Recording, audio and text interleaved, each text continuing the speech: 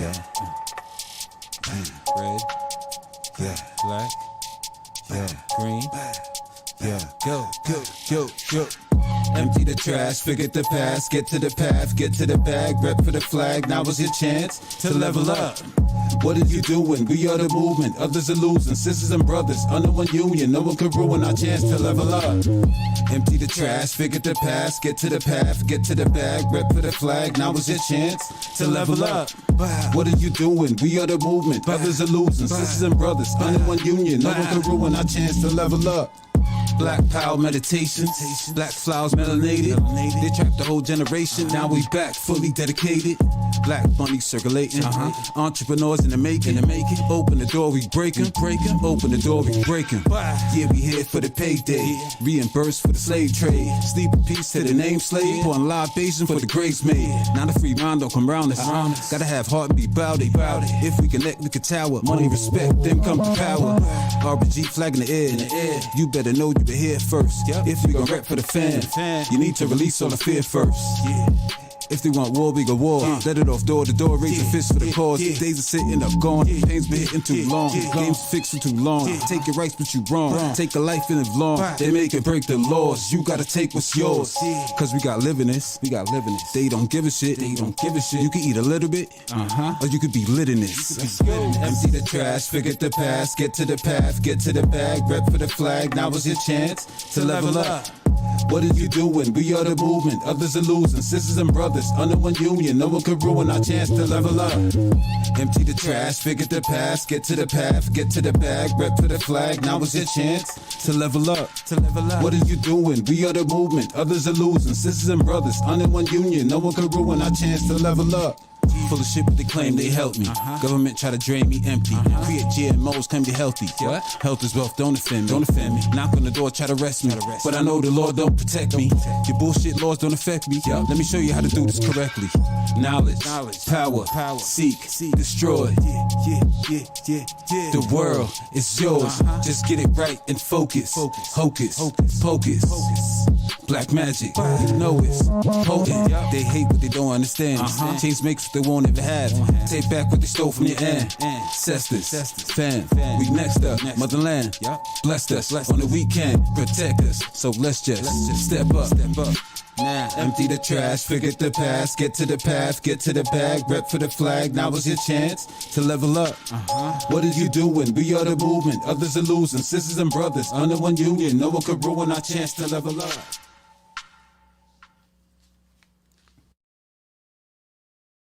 All right, family.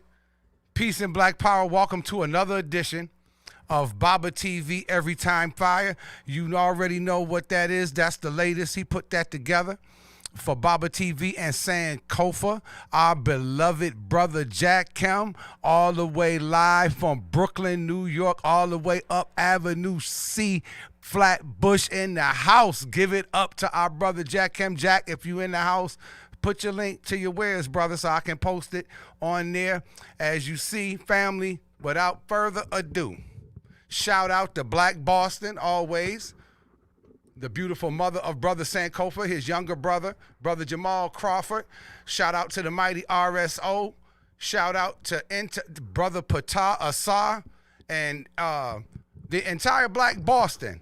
And with that being said, the brother that's coming before Baba TV definitely, I can't say makes himself a no reputation, because it seems as though he's created quite a stir since he's been coming back on Baba TV. Well, he never left, but just coming, dispensing information. He must be saying something. YouTube shadow banned him. I look, 1,300 views, then they drop it back to 800. I guess that's what they call that, shadow banning or whatever. But the brother must be saying something right.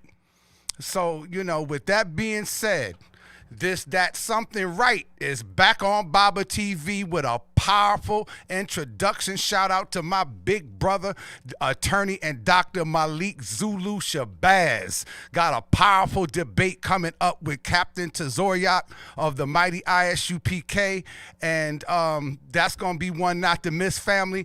Now I'm going to shut my mouth without further ado. I bring to you your brother, my brother, the mighty Sankofa. Hey, peace, love, and light to the family out there. Tuning in to Baba TV tonight, Sunday, February 27th, 2022. Yes, you could be doing anything tonight, this lovely Sunday with a lot going on out and about in the world. All the lights, camera action, glitter attractions, distractions, everything going on. But you're tuned in to Baba TV, and I'm grateful and thankful to have your attention tonight. Baba, much love and appreciation. Shout out to you as always, man, for giving me the floor to come out and come on and dialogue about what is on my mind, things that I feel are of importance and relevant topics that I just want to engage in. You know what I'm saying? So yeah, definitely. You said I caused a stir last time. That was crazy because I was looking at the numbers. And I'm like, I had a couple of numbers at first, it was going up. I said, okay, people are checking it out. And then lo and behold, the numbers dropped. And I'm like, what the hell? It just seemed fine. I didn't know the name. You said it was shadow dropping or something, Baba. I don't know, but I know truth is not popular. I might not know what it's called technically, but I know this. Technically, definitely, yes, and officially, truth is not popular, especially when it's spoken too strong and too black. Especially when it's spoken too strong and too black. The truth is a threat then. All kind of backhanded and shadow flagging and all kind of stuff goes down. You stop making ripple effects. And as they say, not only is truth not popular, it's offensive. Even if it's not meant to be, it's like the saying that goes, when you throw a rock into a pack of dogs, usually the one that begins barking is usually the one that got hit.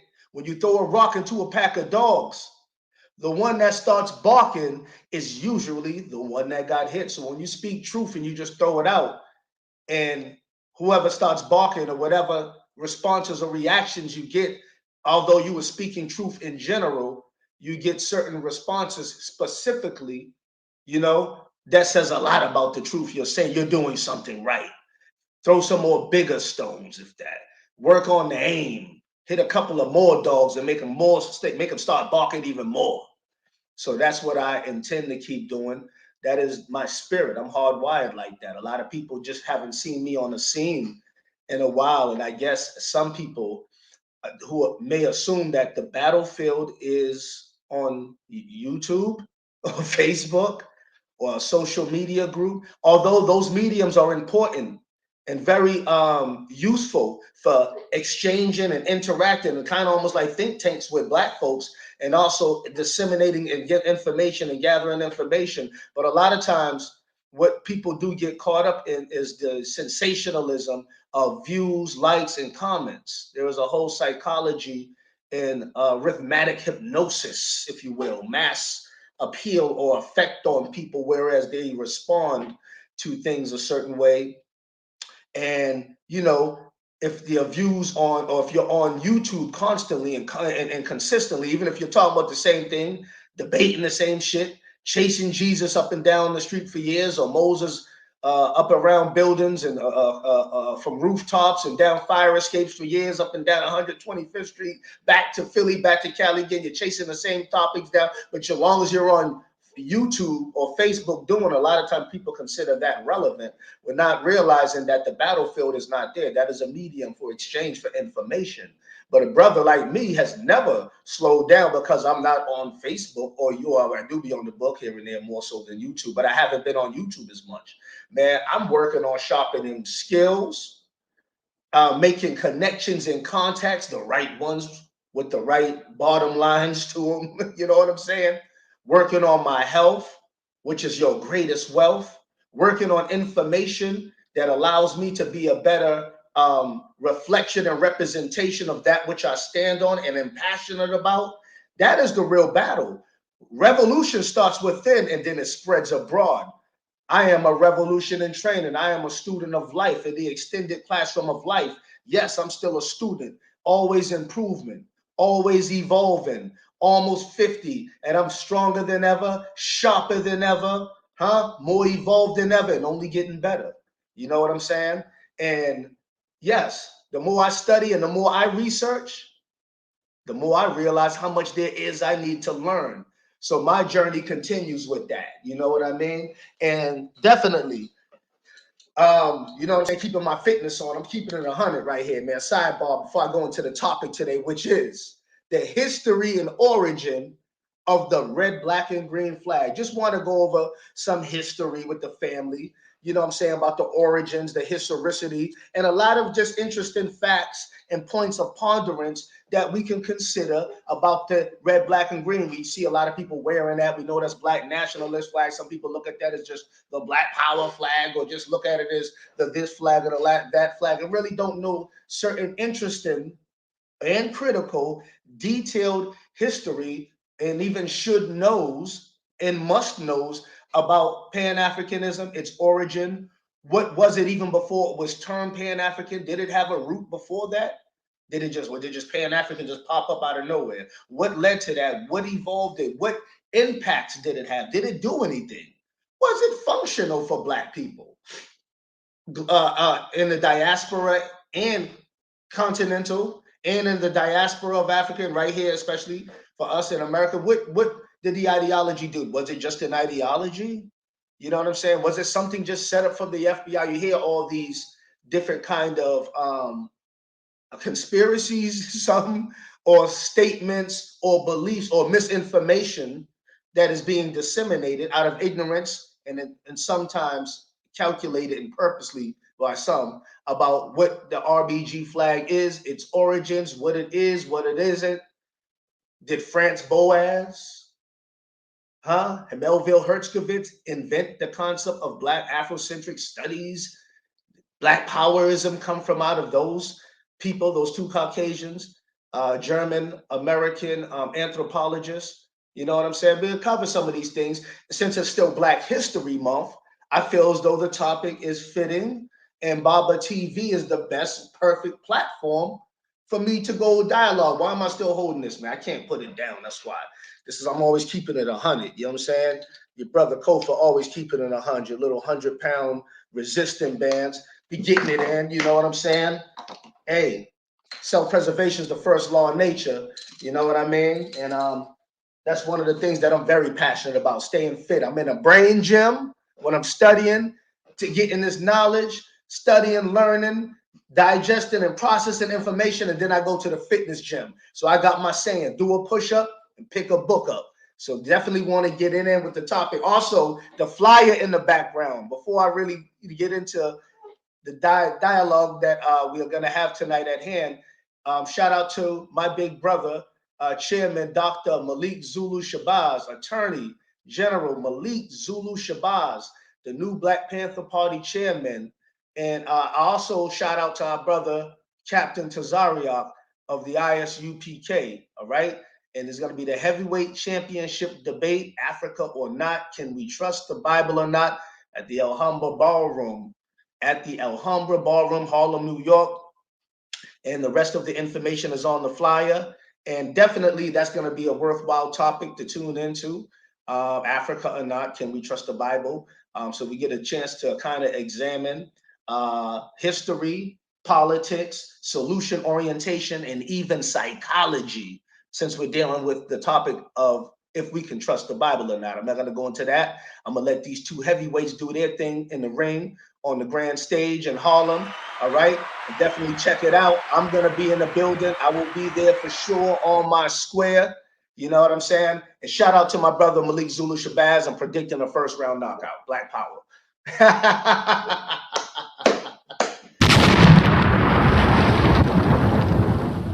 So yes.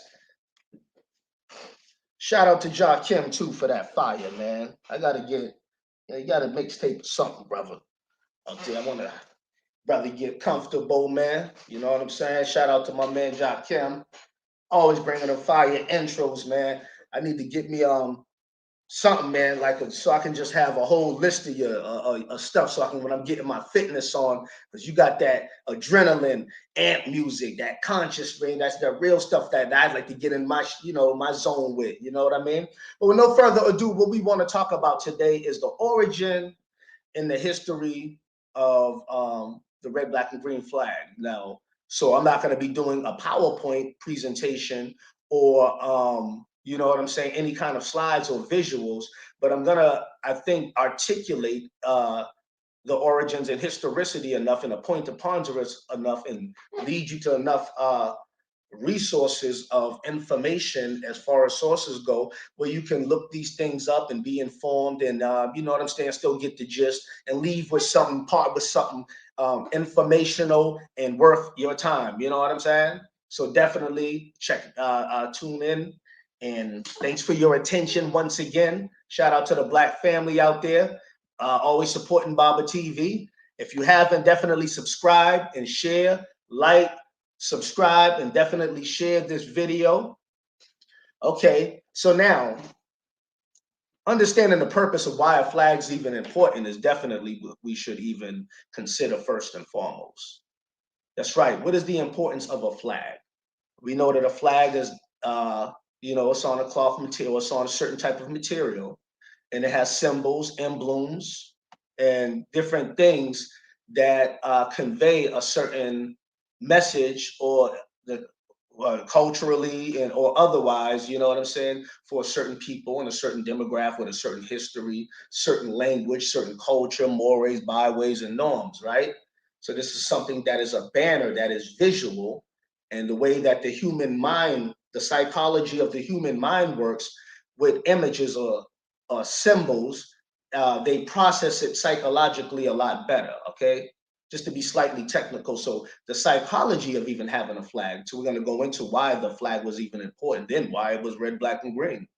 What sparked Garvey, Marcus, the Honorable Marcus Mosiah Garvey, right, to want to create a red, black, and green and a red, black, and green flag, the R.B.G. flag, in 1920 when it was unveiled at Madison Square Garden, New York. You know what I'm saying?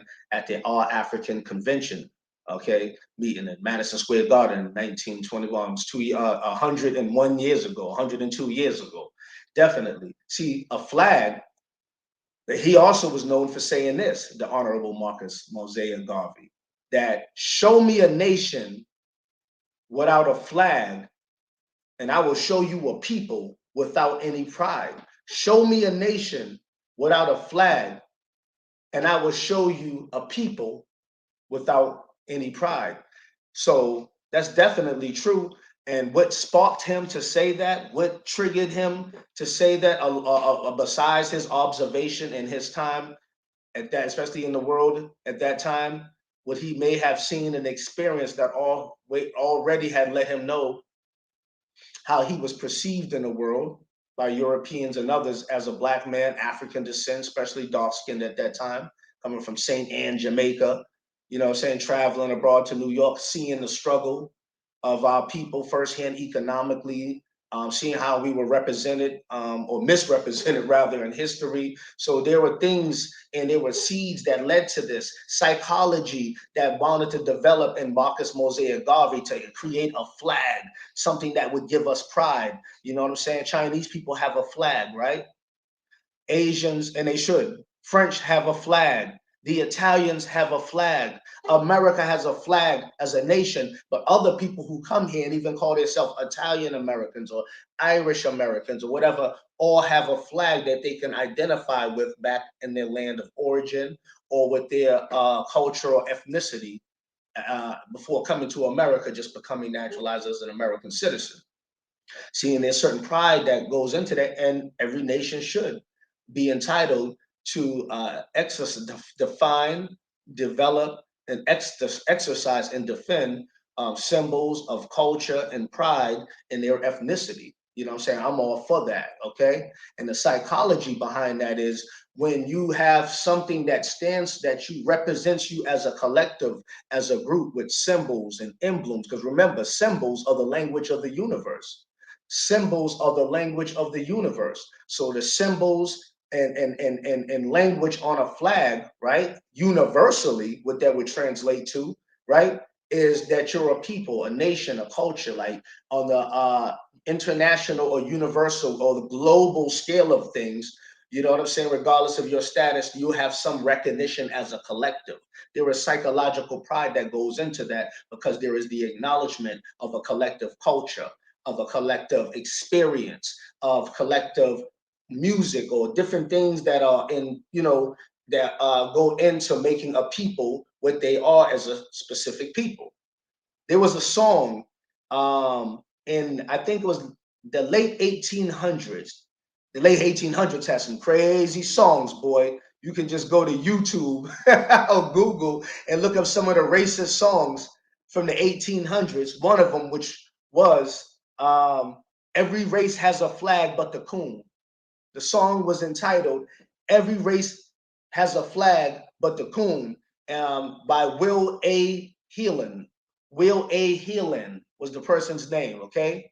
Every race has a flag but the coon, okay? It mentions how other races in the song, if you listen to the lyrics, right? How other races have the song, and it's a crazy song when you listen to the how I think it's that kind of bluegrass style, I believe it is. You know what I'm saying? That real old, you know what I'm saying, early 1900s song. Anyway, yeah. And it talks about, you know, everything was so denigrating to us. I mean, for people that are written out of any respectable commentary in history, and then even in the arts, the early art forms such as film, Birth of a Nation, movies like that,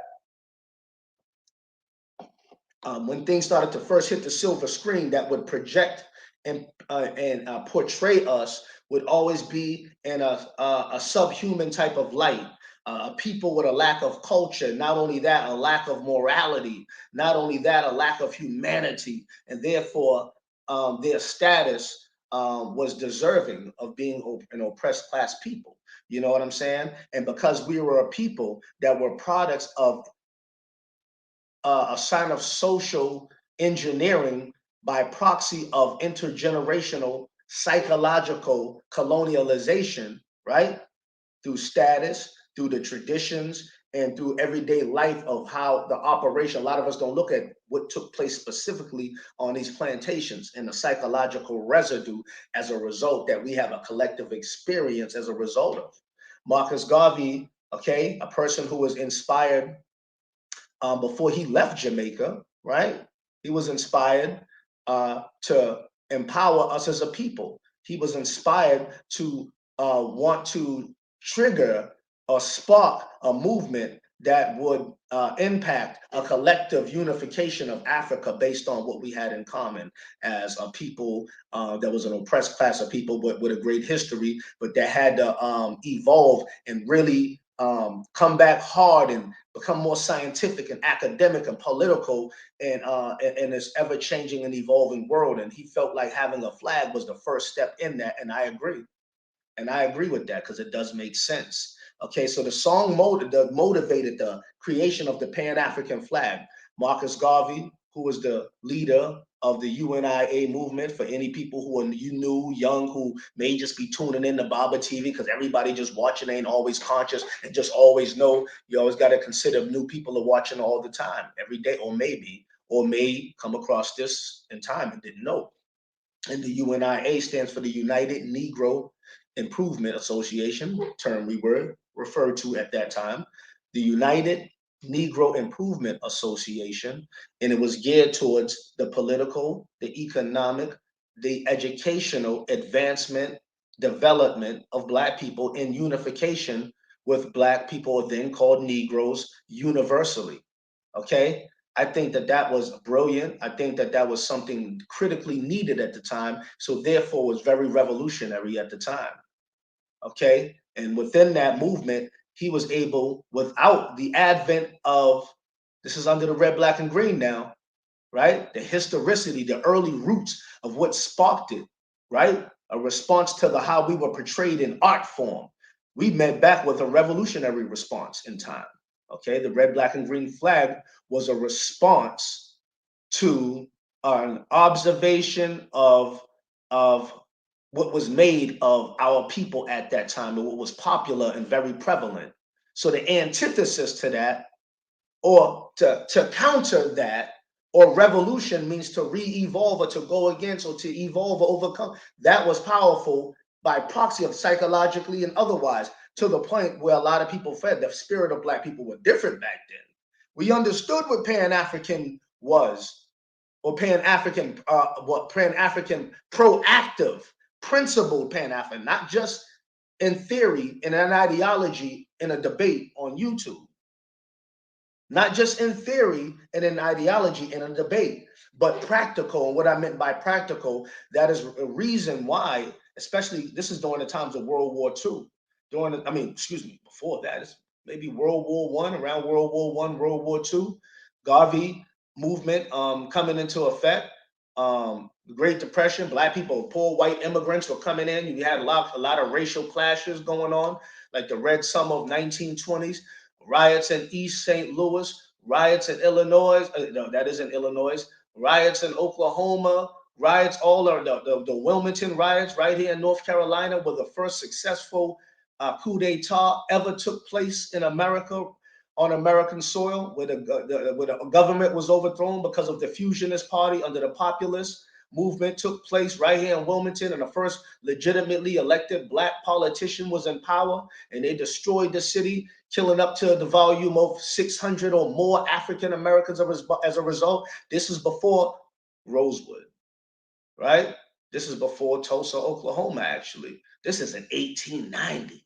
You know what I'm saying? So in response to all of these things, how we were portrayed in art, as a class that were under the law, known to give you some historic backdrop, we were our status in America was under what was known as Plessy versus Ferguson, separate but equal. Plessy and Ferguson. I won't go into that, but look at the dynamics of why that case was, and what it is, the landmark history behind it, and boom, you'll see what I'm talking about. Separate but equal is the status that came for African Americans out of Plessy and Ferguson. That's why under that we had our own bank, schools, hospitals. We also had our own political representatives and Congress people and all of that, because under Plessy and Ferguson we had to have that, and we did. And we were, trying to evolve as a nation and within a nation. And because of that, we were hated even more. We were traded in film. We were portrayed in film as animals, songs. Henceforth, every race has a flag but the coon. So even though we were trying to organize as a nation within a nation, there was no flag. There was no universal connectivity with Africa, where the resources over there, they have the land.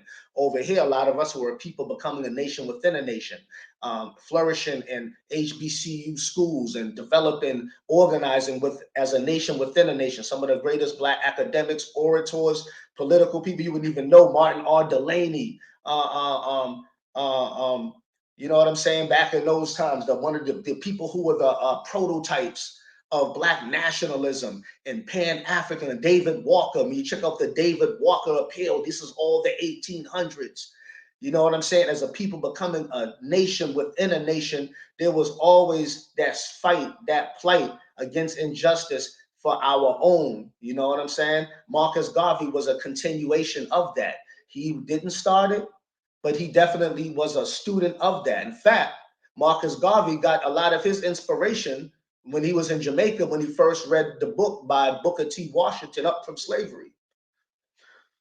You know what I'm saying? When he read that book, that's what inspired him from there. Everything else was, you know what I'm saying, him in the making, him being and him becoming from that moment after reading the work of Booker T. Washington. You see what I'm saying? So that's what kind of inspired him, you know what I'm saying, the African American here, you know what I'm saying, to spark the Pan-African movement and come here to New York City, right? And in doing so, after his movement began to build momentum, right? They used to have the marches. You see all the beautiful pictures back in the day. This is under the red, black, and green flag, y'all. All right? when they used to have all the people out in Harlem. You remember them pictures, Baba? All the classic pictures when they show all the brothers out there with their gentleman type looking hats on and their suits, and the sisters. And you know, you had the Garveyites out there. That was beautiful. You can't even get 20 black people to come together damn near hardly now, unless it's, you know what I'm saying? More than like, so they're going out there unless some Jordans are on sale, or the new video game is on out, or the motherfucking some a rap or celebrities in town. You know what I'm saying? Then the lines are wrapped around the corner. But back then, for the call of black nationalism and Pan-Africanism, the passion that we have now for other things, a lot of us had that for things that were more of importance and critical for our existence back then on so many different levels. And Marcus Garvey was was an organization that definitely captured the not the imagination of the people, not only the imagination of the people, but spoke to the struggle and the plight, right, and the critical needs of the people. And therefore, many of the people started to adopt the red, black, and green flag. All right, the UNIA organization began to move and accelerate as far as membership and its growth very rapidly. And it just went from a few hundred to a couple of million in a matter of like 5 years, 6 years, globally. And as propaganda mechanism was the Negro world, you know what I'm saying? Newspaper. You had to have a propaganda mechanisms. Proper propaganda, by the way. It had to be proper propaganda, not just propaganda. You just goodly gook. You're just talking about things that sound good, and words are deep and big, and there's a lot of, you know, say intricate vernacular and word acrobatics and word aesthetics in it. Nope, not goodly gook, but he spoke, you know what I'm saying, to the critical needs and things of the paper, not of the people. Not only that, gave a template. Some of the things about the Garvey movement under the red, black, and green flag that he established 1920 Madison Square Garden, where representatives that attended were over 2,000 delegates from 22 different countries that were present at Madison Square Garden, 1920, when Marcus Garvey and the UNIA unveiled that as the universal Pan-African flag. Not just something that started in Harlem, some black cats, and even if it did, it would have had significance. I still would respect it. You know what I'm saying? But it started and attracted the masses. This is before the advent of social media. Garvey didn't have a book out. Garvey wasn't even an academic that was traveling, that was known. He didn't have funding behind him. This was a time when the black man, whether he was a so-called Negro or dark, especially if he was dark-skinned, if he was light-skinned, he was discriminated against. This is a dark-skinned black man during the time that he was in, right? With no big academic background or no special funding. He wasn't a part of the Negro, what was considered a bourgeoisie class of people. You see what I'm saying? But yet he spoke to the struggle of the people, not just here in the Americas and the Caribbean and in Jamaica, where he came from, but globally. One of his biggest chapters was in Cuba. Right? He had many chapters over there in England, in America, in many different cities. Right? The red, black, and green. He also the women in the movement were very pivotal. The women, like the red, black, and green, many of the movements nowadays, many of the people that, because there were many schools of thought that are under the flag, the universal banner, or the symbol of the red, black, and green. But many of those who utilize the red, black, and green have the respect for the African-centered cultural respect for the black woman, you know, not the Eurocentric, oppressive kind of, you know what I'm saying, concepts and ideas that many religious indoctrinations and cultural types of ideas have been, you know, long imbued into the minds of our people as a result of, you know what I'm saying? A lot of us talk about the black woman being God raised up to a, you know, a different level and state, and the women are the first teachers of the children. So it's very pivotal that the women are taught and have pivotal positions in the organizations. He gave that template.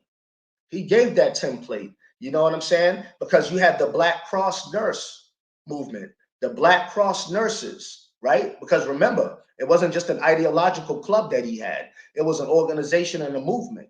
And the organization and the movement acted as a paramilitary under the red, black, and green flag. It wasn't just ideology oriented. It was the template for provisional nation within a nation. You know what I'm saying? Autonomy, showing you how it looks. You see what I'm saying? So you had the black nurses. That was a paramilitary organization, meaning you deal with the direct needs of people with food, clothing, shelter, legal aid.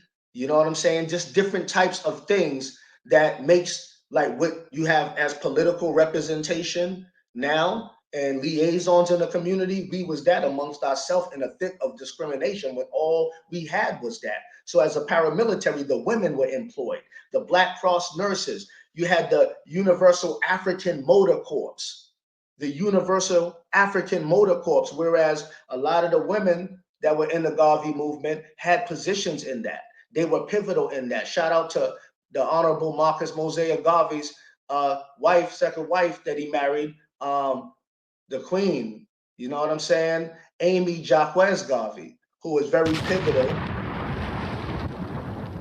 and doing so much behind the scenes. So my whole point is saying that the black woman was given that under the red, black, and green. This is in the 1920s. Pivotal roles in the movement, more so than many of them were even given in the civil rights movement, which came after. This is a fact. This is around the time, probably even a little bit before, the woman suffrage movement right here in the 1920s in the United States, where the white woman started to get her independence from underneath the white man. Garvey, under the red, black, and green flag, was raising the black woman to a higher level in an organization, and as far as her participation goes, for the critical needs as a paramilitary arm within the UNIA movement. There you had it. Black women doing things that we talk about. The black women have to be preserved now under the red, black, and green flag. Then Garvey was given the template to that. And that's dope. And that's beautiful. And that's just definitely what is needed. You know what I'm saying? Let me get some more water, man. Got talking sometime, get your throat done. You know, I be in a passion, bro. Gotta have my alkaline, you know? 9.5 pH level.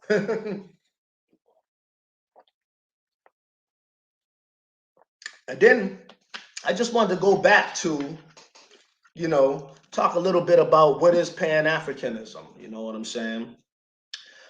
Why was it formed? We see a lot of debates on YouTube and on social media sites that argue different concepts and ideas, I guess, that are the more prevalent and popular concepts and ideas of what Pan-African is, or is supposed to be, rather. And for those who do take the stance of against Pan-Africanism, some people think that Pan-Africanism is a concept, whereas we're trying to influence Black Americans to just go back to Africa. Everybody should just get on a big Noah's Ark and just head on back to Africa somewhere. You know what I'm saying? Or that it's just an ideology that is anti-government or anti, you know what I'm saying, a lot of other things in a negative light. It's just Black radicalism that is an ideology that is not rooted in anything other than that. And a lot of people, and this is per the arguments that I hear once again from certain people on certain platforms and certain individuals about what Pan-African is. And I'm like, what they're arguing is not what a Pan-African is in essence. As far as it was an idea, everything starts as a blueprint. Anything that you see people tangibly doing or created started first as a blueprint. It started as an idea in the mind. Okay, then it played out in practice, and then you practice the practice in behavior, and then it develops into other things. You know what I'm saying? So understanding that you know, hold on one second. The phone keep going off. All right, just put that down right quick. Yeah, so you know, just understanding that things happen in stages and phases, and Garvey gave an amazing and great template to something and a continuation to something that existed before him. You know what I'm saying? At a great time that was needed, and he didn't intend for it to stop there, because he did say, "I will leave cubs in the bushes." After, meaning when he leaves, once his generation of the UNIA has left the scene and a whole new generation has come about that's going to be dealing with struggles that we're going to be dealing with, that is going to be on so many different fronts, and that certain things are going to be critical and pivotal that we have as an established people. Yeah, he already knew that. He said, "I'm going to leave cubs in the bush. I will leave cubs in the bush," meaning that there will be people that came after that. I would like to look at myself as one of the cubs in the bush. Although I am not a registered member of any UNIA movement, I am an ideological son of Marcus Garvey. If you really look at the Diane of Pan-Africanism, period. Even before Garvey, I'm going to go into that, but definitely of the Garveyism branch of Pan-Africanism, which left a great template of many different examples of what we ought to do and how we can do it. And this showed the greatest potential for the global rise of Africans to become a political, economic force in this country. And prior to him, you had the roots of Pan-Africanism as far as an idea that was born out of the reality of the socially political realities that Africans found themselves in America at that time, is what created the concept. Things start as concepts and ideas, then they become things. They started as ideas, then they become things. So what sparked it was the condition that we were facing even in the 1700s, when Africans were really just starting to first be bought here by the hundreds, then thousands, you know what I'm saying, at the time. And you had people, proponents such as Prince Hall, who in the 19 I said 19. Whoa, am I off? Pardon me for that. The 1700s. Yes, during the times of the 1700s, he devised something that was known as the Boston Plan. It's like my hometown, Boston. It was called the Boston Plan.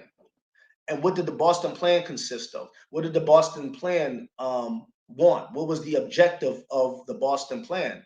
Basically, many of the things that the Boston Plan per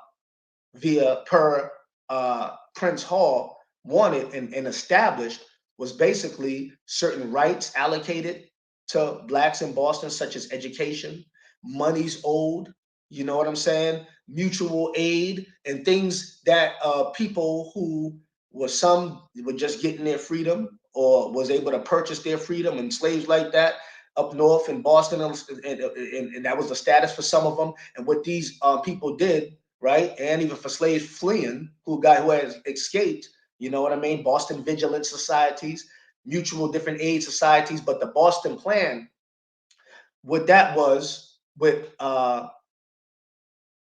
Prince Hall and others, right, was what if you really do your studies, one of the first templates, right, of what became what struggle and revolution looked like for Africans in America, because that was the first one that you ever seen recorded, what was known as the Boston Plan under Prince Hall. You know what I'm saying? Fighting against injustice and fighting for certain equalities such as education, revolution, and even protecting the blacks within the sphere in which they existed in the city of Boston at that time, and which was also a template that was picked up by others such as Richard Allen in Philadelphia, Pennsylvania, and many others who started the AME, African Methodist Episcopal Church. See, they knew we were Africans back then. So even though they were given Christianity, they Africanized it because there was a sense of Africanism and a need for a unity predicated based on,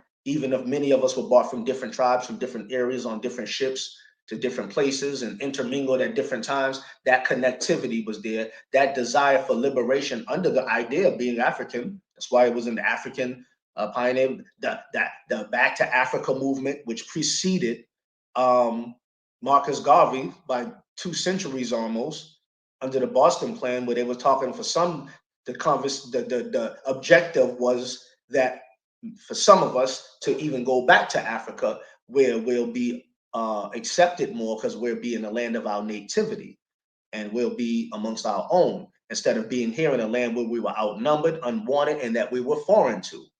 You know what I'm saying? These are the roots to what became Pan-Africanism. And if you look at the definition of what Pan-African is about economic, intellectual, and the political cooperation of African countries in the diaspora and here in America.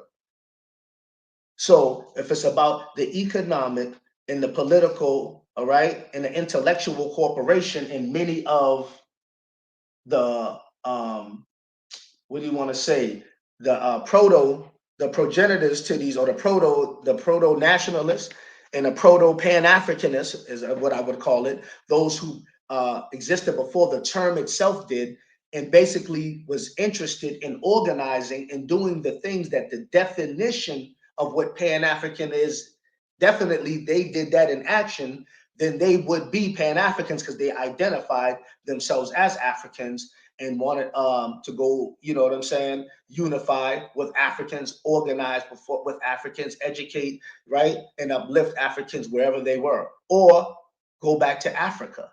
You know what I'm saying?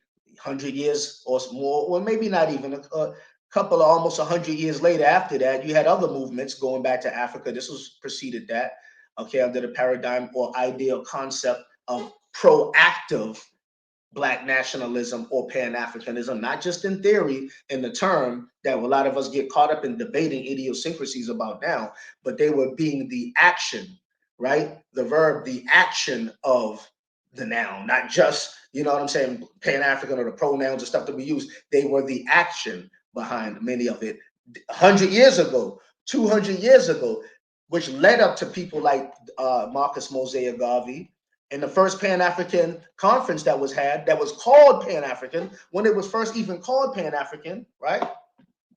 That was in 1900 or 1899 at Westminster Hall in London, England. Wilmot Blyden, right? Who had a book out called Islam, Christianity, and the Negro. It's a good book you should check out. Islam, Christianity, and the Negro. He wrote this late 1800s, early 1900s. Yes, he was one of the forefathers, Crumble. W.E.B. Du Bois was even there. 1899, or I think it was the year 1900, right? The first you can look it up, first Pan-African conference, which was in London, England. It wasn't even in Jamaica or America.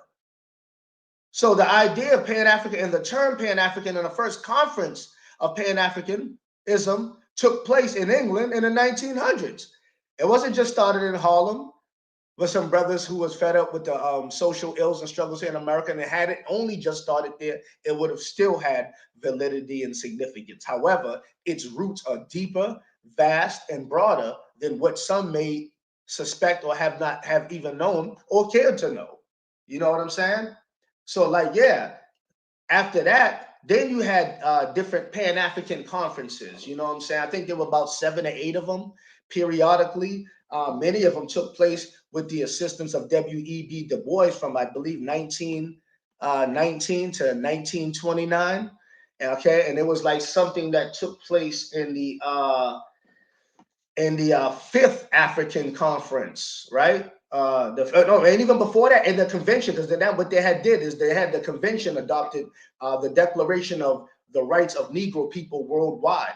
They had a convention that adopted the Declaration of Rights for Negro people of the world, right? And this one of these earliest and this, like, it was a very early time back then too, mind you. This is like the late 1800s, early 1900s, right? And even back then, that was known as one of the world's earliest, most comprehensive human rights programs. One of the world's earliest and most comprehensive, okay, human rights programs. You know what I'm saying? Which was under the paradigm of Pan-Africanism and with the convention and the Declaration of Rights for the Negro people of the world, which is stuff that led to different conventions of Pan-Africanism. It wasn't just an ideology. There were people, there were organizations that were spawned out of that, right? Different movements that were organizations to umbrella movements that were coming out of the idea, okay, and the political philosophy of Pan-Africanism. Conventions came about. The fifth convention is one that dealt with a lot of economic and political empowerment and the decolonialization of many of the African countries, okay, that brought into power empowered people like Patrice Lumumba eventually, and Kwame Nkrumah, who adapted themselves under a liberated African country then, colors that signify and were unison with and commemoration with the Pan-African movement. That's why many of the African flags have red or yellow even instead of black, but red, black, green, and many of them yellow. You know what I'm saying? Because that was showing that they were in unison and in harmony with the Pan-African movement and idea as a practical one. And not only that, different conventions, Pan-African conventions took place, one of which had put a very big emphasis on the decolonization of Africa and economic and political empowerment. You know what I'm saying? Many of them too. I think this one was around 1945. You know what I'm saying? It led to open discussions in the Bandung Conference. You know what I'm saying? Which the Asians wanted to sit down and talk with Africans about empowerment stratagems and blueprints to fight in a world dominated by European military and economic and other means of control and domination and neocolonialism. These are the meetings that came out of the paradigms of what Pan-African in a practical and political many different ways worked. You know what I'm saying? So a lot of times people marginalize Pan-Africanism into just a debate on YouTube or a debate on the corner or just a debate at the barbershop or just a, you know what I'm saying, about an idea of something that is broader than what people assume that it is. It's all inclusive. Under the Pan-African movement was the only movement, especially under Garvey, where you had all blacks a member of it, whether they were atheists, as many of us divided not only along the lines of class, education, and even complexion, many of us are divided along the lines of religion and politics. Many of us are divided along the lines of religion and politics. Under Garvey's UNIA, what did you have? You had people that were Christians. You had people that were even Muslims. Deuce Muhammad from Moorish Temple was affiliated. Even the Hebrew Israelites. Josiah Ford of, I believe, under one of the students of Rabbi Matthew. The early founding fathers, you know what I'm saying, of the Hebrew Israelite movement were affiliated with or in unison with or are just a part of the Garvey movement. You know what I'm saying? So you had people who were atheists, people that were Freemasons, people that were Christians, people that were Muslim, people that were Hebrews. This is a template. We talk about what are the solutions now. The Hebrews, the Muslims. They talk about what are they arguing about what are the solutions now when Garvey gave a template for it. When you had a lot of you who are divided and don't even consider Pan-Africanism, many of your founding fathers were part of the Pan-African movement in its inception and its origins. But because you have a marginalized perception of it and a non-detailed understanding of the historicity of certain things that were critical, that were detailed history that goes into the developmentation of Pan-Africanism and what its objectives long-term are, politically, economically, otherwise, because it really boils down to that, because that is something that is a common thread no matter what our cultural representations are, our survival in a world that is evolving technologically, and our homeland is the breadbasket of this. So the resources are being gobbled up and unwanted eaters are being depopulated or becoming more of a social underclass into social freefall. We have to plan politically, economically, and along those lines. It's definitely important that we debate about and know about and learn about and cross-examine each other about history, because steel sharpens steel. We say that. Well, how does steel sharpen steel? In many different ways, but we can't take dialogue off the table on the concepts of idea and ideology. But however, you know what I'm saying? More critical things that weigh in or should weigh into more dialogues, I don't see weighing in. And it is about really self-preservation, which is the first law of nature. And I always say, and I can't stress enough, Baba, like I always say, like when you read the book Blueprint for Black Power by Dr. Amos Wilson, the Blueprint for Black Power book is mad thick because he deals with a lot of solution orientation, not just ideology and historicity, but a lot of solution orientation. We have more scholars and authors that are woke than anything else. How many revolutionaries or solution, or how many engineers and people who are really get down to hands-on do we have, or do we inspire? Everybody's deep. Everybody has the lightning in the bottle and the message. Not saying that we don't need that, because we definitely need more teachers, we need more students, we need more soldiers, we need more people seeking information, because the battle is for the hearts and minds of the people, and God damn it, the machine is winning.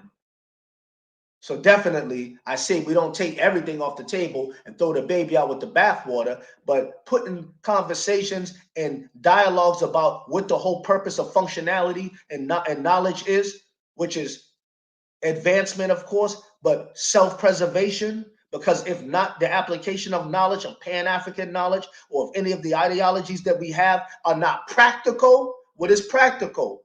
How does it affect you economically and politically? In order for it to do that, you have to have a national concept and idea as a group, a flag that you operate under.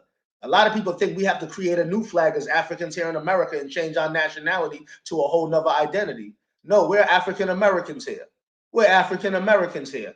You can argue that and say, no, I'm this and that. But on that application or whatever you do, wherever when you're enlisted in school, the military, your job or whatever, you're African American. We can start right there. We can start right there. You're an African in America. Some say American Africans. I'm more inclined to roll with that. But for the sake of argument, let's just say African Americans. We already have a flag. We've been using a red, black, and green flag. We've been using a red, black, and green flag in an agreement that this was our flag. We agreed with it. Nobody gave us that. We agreed with that. We accepted that as a people. And not just only us, it was in unison with our African brothers and sisters in the diaspora in other countries that met up in New York City. And we established that as the universal African flag. We already have a history and a foundation to start with here. Our people got it twisted because we're caught up in too much sensationalism. And we have this real made-for-TV or movie outlook on what liberation is supposed to manifest as and what the end-all be-all is supposed to turn out like. It starts off in the struggle, the plot and the momentum picks up, the energy picks up, the climax of the struggle continues. These niggas is amped. Then liberation is won in the end, after a few commercial breaks, of course.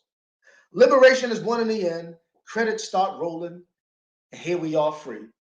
We have a lot of made-for-TV concepts, and reason why I say that, reason why I say we have a lot of made-for-concepts type of outlooks for TV, because a lot of us just really don't consider and put into perspective how revolution and struggle is a process, man. This ain't gonna just happen in just one generation or two, because there's been multiple generations that we have been victimized from. So there's a lot of things that we have to kind of come together and organize on a common thread level. And where we're already at is African Americans. We've already been using a red, black, green, and flag. You know, and all of us don't have to accept that, or don't have to call yourself Pan-African. Do and be the definition of what Black nationalism functionally is, which is political, economic, academic best interest of your group, and collectively what Pan-African is for your people. You don't have to call it that. I mean, I think the action is better than the definition thereof anyway, because it really boils down to the meat and potatoes, which is in the actions anyway. So that's dope. That's like saying this. And our people, we're so obsessed with a movie concept of revolution. We feel like we got to have some kind of new epic name or change or just turn in the culture. Hence, because of the advent of social media, you have so many different new age movements that want to change the identity of who we are and what history recorded, and even DNA of what we are, and to hold other movements under the auspices of that we're going to get some freedom, land, and some kind of recognition now that we can't get under what we already been struggling as, got assassinated political leaders of, have already organized movements and organizations with a rich and great history here already under the paradigm of, which is Black and African American. That's like saying you in a basketball game, you losing, right? Your team is in the game losing. Y'all in the fourth quarter, you've been getting your behinds whooped. First quarter, winning. Second quarter, you kind of came back. Second quarter would be like us, and we're starting the Garvey movement at the turn of the century. We're starting to win a little bit and come back. Third quarter, get a little bit shady. It get a little bit shaky. They putting some new people on our defense. They picking out how we moving. You know what I'm saying? They catching us. The fourth quarter, we're just losing. Our people are whipped. Goddamn, it seems like they're playing for the other team now almost. This is an analogy. Follow me. It's just an analogy. Now in the fourth quarter, we got like 5 minutes left, or a little bit less. Let's just say we got 4 minutes and some change left on the clock. Coach got to pull us all in. Now, this is the problem. It's not the defense. It's not the strategy. It's not that people are not playing their positions correctly. It's the name of the team. We have to change the name of the team. The problem is we've been using the wrong name all this time. So now we've been losing in all these quarters. I just figured out in the last moments of the fourth quarter, we can win if we change the name of the team. It's not the strategy. It's not the technique. It's not paying attention to the opposition's game plan a lot more better and coming with a strategy based on that. We have to change our name. We're going to change our name. We are now the Indians. Let's go out and play. We're going to win in the last 5 minutes. There's no slight to the Native American or the Indian movement. I'm just saying hypothetical. Many people got many other names that they've come up with in the last few minutes in this critical time in the fourth quarter. Instead of the strategy of themselves and the opposing team, the name has to change.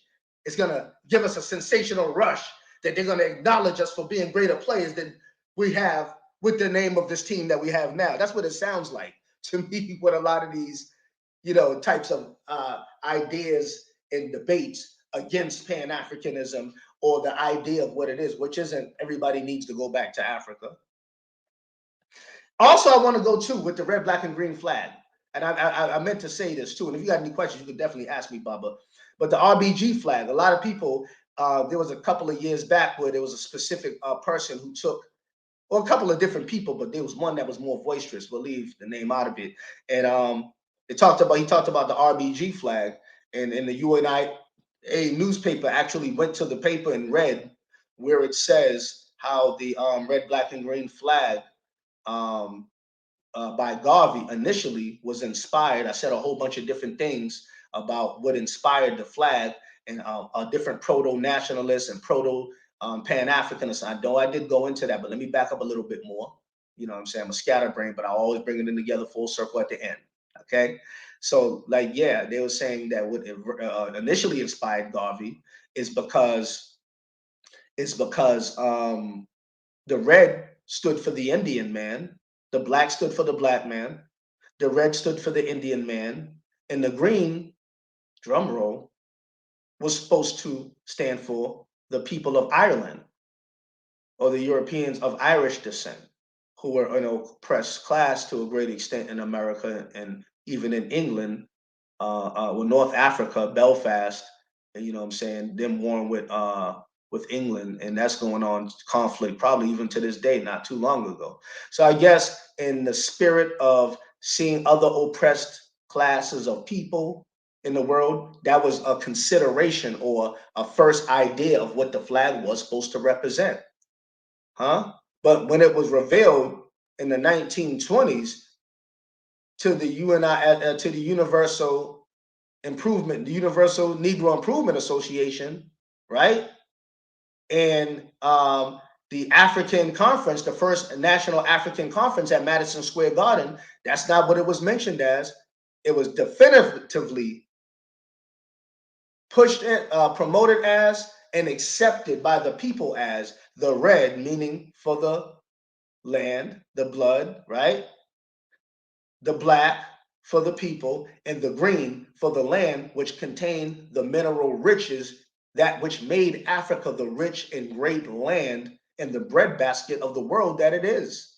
It wasn't like Irish people came there, Native Americans was up in there. For those who try to use that to say, see, the red, black, and green flag wasn't even on about that old black African stuff like y'all Pan-Africanists be trying to say. Y'all didn't even read Garvey's original and initial idea of what the flag was. And it was, but you know, when you come up with ideas, I know many people do that, and a lot of things that you see fine-tuned and that you see out and promoted now, you can do research in different things and go back and see that it developed from other ideas and expanded before it came to you as the package presentation of what it was, right? Or the finished product, rather, of what it is now that it's a finished product. A lot of times it was many other things, right? It was many other stages and phases of developments before it got to the fine-tuned finished package that you've seen it as. Same thing with the flag. Marcus Garvey, you know, coming from Jamaica, a younger man, our consciousness goes through different stages and phases, even in our own experiences. Let's be real. Where we evolve, where things that we held on to, that if we can write a book now and evolve things, there'd be certain things that we was recorded of saying or mentioning or describing things that we may enhance, broaden, and upscale now to bring together a broader light in reflection of our higher and more evolved state of consciousness. And that's the same thing Garvey did with the R.B.G flag, from what it meant. Just like when you draw something, you have a rough draft or you have a sketch. But as you develop the picture more, you give the sketch color, right? And you fill in the details, you know? So the sketch initially was that then, you know, and then him having an Irish last name could have had something to do with it too, Garvey, which is Irish, you know what I'm saying? Could have had a little something to do with it. The struggle of the people in the Americas is real, you know what I mean? Different Arawak people in the island of Jamaica. You know, so it made sense in the interest of oppressed people of the world, you know, because oppression for no people is a good thing. As a Pan-African, I don't want the oppression of no other people because of their race or color. I'm against oppression and injustice, period. Not just if you're black, you know what I'm saying? But however, we are or born into, I was given this world, I didn't make it. Like Tupac said, we're born into a certain kind of paradigm of a struggle where a certain level of consciousness and understanding of self and history and even some kind of solution orientation is definitely some of the things that are critical ingredients and necessary weapons that we definitely have to arm ourselves with. Because if not, we are aiders and abettors by default in our own demise. You know what I'm saying? Because the opposition is not playing. They working day and night. You know what I'm saying? They fine-tuned and well-oiled as a machine, and they ain't playing some other things about Garvey under the R.B.G flag that is important. The R.B.G flag represents revolution. The R.B.G flag represents some of our greatest attempts at liberation and accomplishments as a collective, with not just ideology, but with activity, right? And bringing about changes under the red, black, and green flag. You know what I'm saying? To the point where it drew the attention of the FBI under J. Edgar Hoover. J. Edgar Hoover. Yeah. Uh-oh. And he, as a result, found the need to hire the first African-American FBI agent. Yes, right. The first FBI, black, African-American FBI agent was assigned as a result of the impact that the Garvey movement was having. You know what I'm saying? Yeah. So his name was James, I think he has weird name, James Wormley Jones. James Wormley Jones. You know what I'm saying? Special agent number 800, James Wormley Jones. And he's basically, he was basically hired to and assigned to just investigate and report subversion. You know what I'm saying? Acts of what was suspicious and considered subversion or communism. And because during that time it was hot, there were riots going on. And as a Pan-African group and as a paramilitary organization within the group, the Honorable Marcus Mosaic Garvey, under the red, black, and green flag, that's right, organized the African Legion. The African Legion was the military arm of the Garvey movement. That's right. They protected and served under that. And there were clashes with many of the Ku Klux Klan at the time. You know what I'm saying? You had the riots of the 1920s when poor white immigrants, their poor peasant class of immigrants were coming here and involved in a lot of criminal activity. They were racist as hell and illiterate and very prone to crime. And a lot of us had a lot of clashes with them. And because of Marcus Garvey, in light of all that, at that time was organizing. Women was rising up and having prominent roles in the organization. Black people were proud of something. There was something to call our own. Now we had a flag. Not only did we have a flag, we had objectives. Not only did we have objectives, we had one of the earliest, most comprehensive human rights programs. And it's gaining global appeal.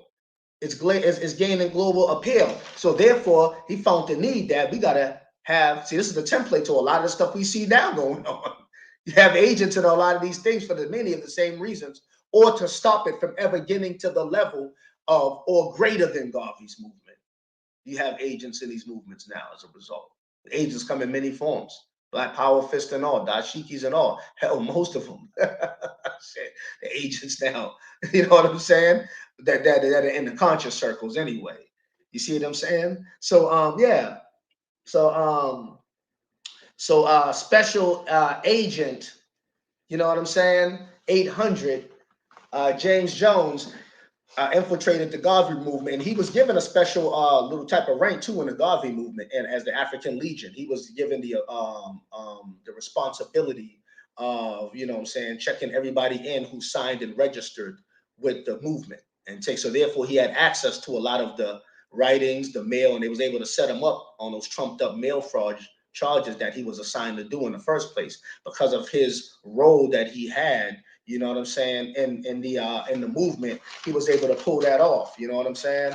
And as a result, Garvey, you know, went and did 5 years. He was tried. He was convicted and tried as a result of the first FBI agent, black agent, ever assigned as the adjutant general. That was his title specifically, the adjutant general, okay, of the African Legion, which is the military arm of the paramilitary wing of the UNIA movement under the red, black, and green in Pan-Africanism. You see what I'm saying? And they had to stop the rise, before he even said stop the rise of the Black Messiah. And he made that term in the 1960s when he created COINTELPRO. Prior to COINTELPRO, okay, you had James Wormley Jones, the first black FBI agent, hired and assigned to destroy the rise of a black organization, the rise of black greatness. And not only that, set the template to how they would deal with the rises of black movements and organizations moving forward for the purpose of disenfranchising us, keeping us divided, and keeping us politically and economically impotent and marginalized. It's definitely the part of the American social order. Doesn't mean all Caucasians are in it or a part of it. Doesn't mean that there are not black people who are not gatekeepers of it and who are also white supremacists, even though they are black, by proxy of their worldview, of the way they see black people, and of their corresponding actions and activities that are geared directly towards marginalizing and destroying us along with the machine and its objectives and agendas. So, you know, I like to put things in its proper perspective.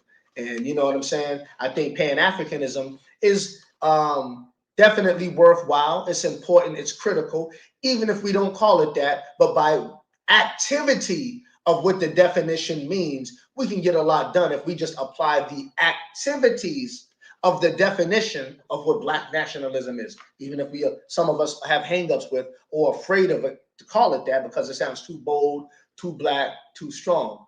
Some people can't have the coffee too black all at once.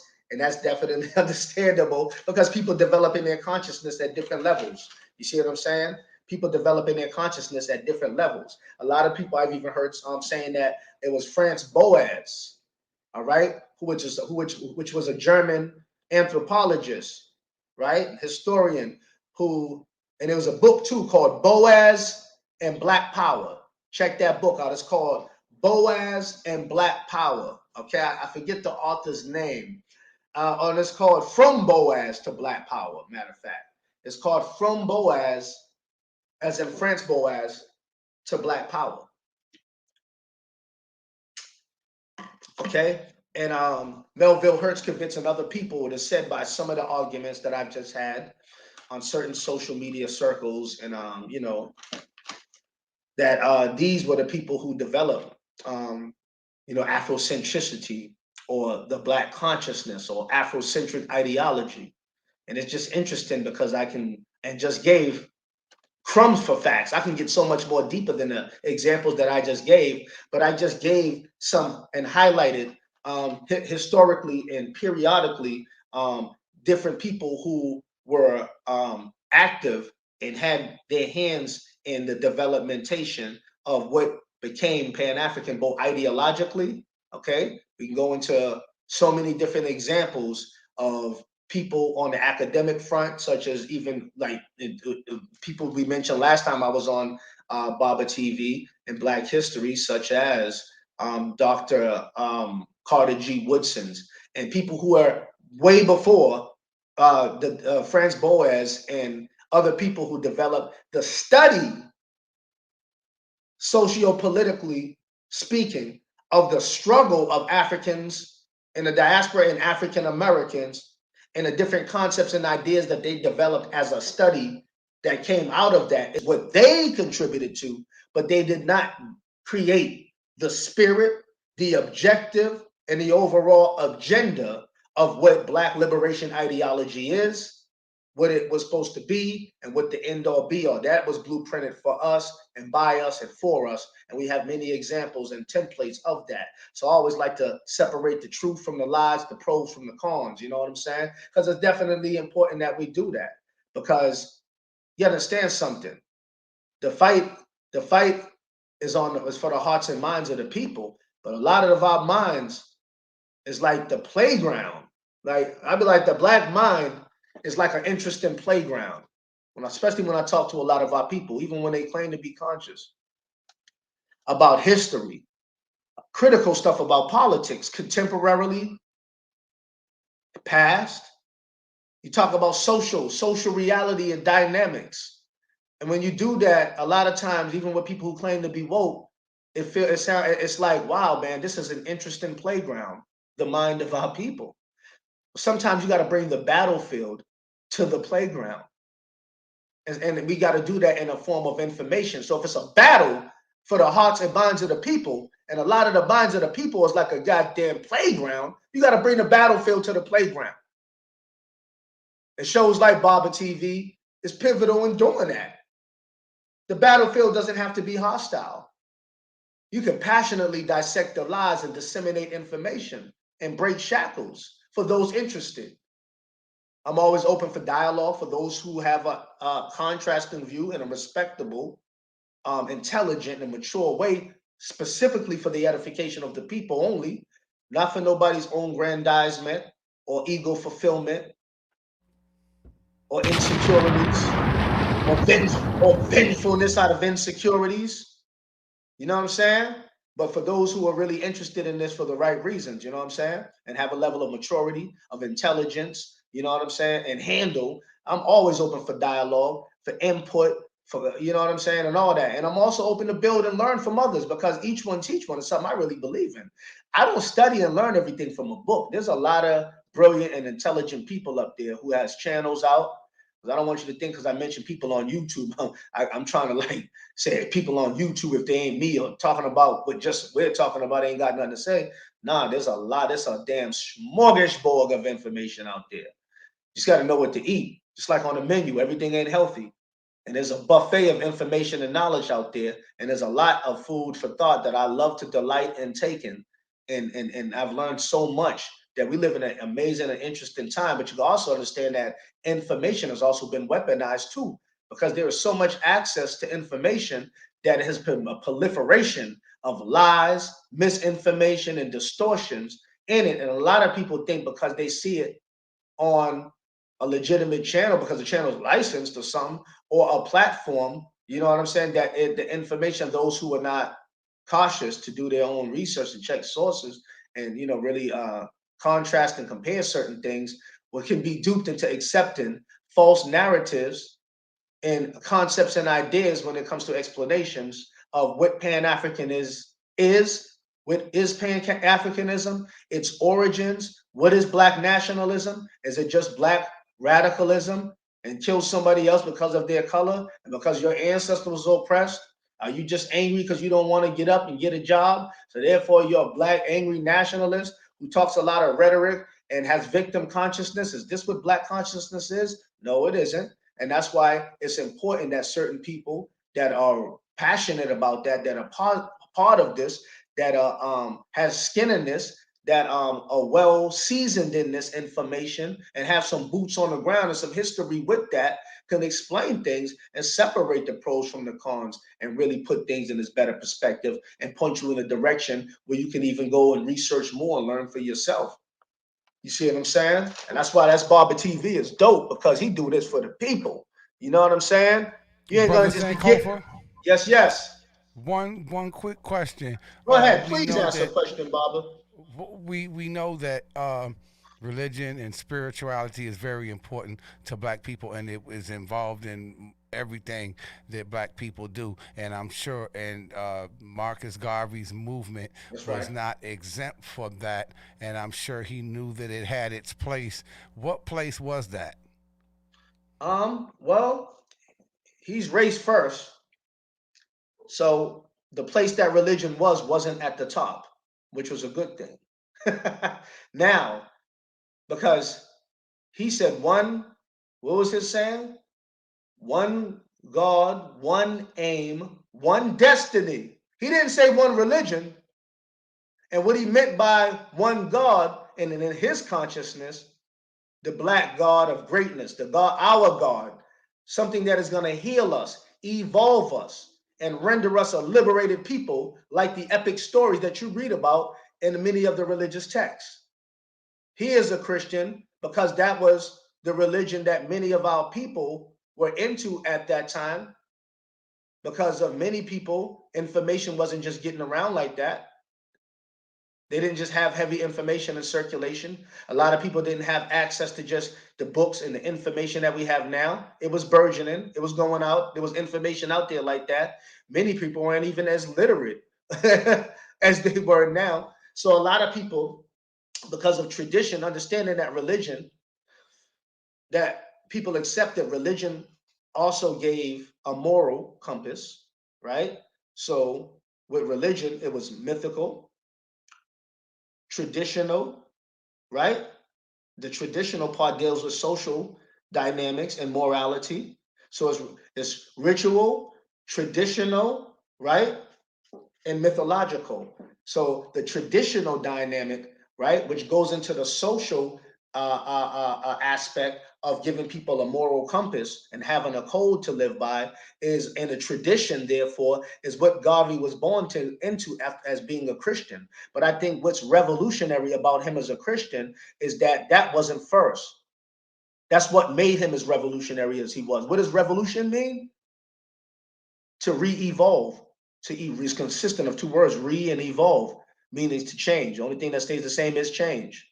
So even though other people were Christians, he brought together a new, different, evolved perspective as a visionary and as a Christian that was from the non-bourgeoisie class, and what that wasn't from the religious class, where religion reigned supreme over everything politically, economically, or in any other that thing that was critical as citizens of society. That wasn't first. What was first for him was race first. There were other examples of that too, and under the red, black, and green flag. So I'm glad you asked me that question, Bob, because now I can transition into giving some other examples of under the red, black, and green flag. You know what I'm saying? Under the term Christianity, because it wasn't the religion, it was the long term, it was the objective. A lot of people, and I'm going to go back and bring up another point on that too.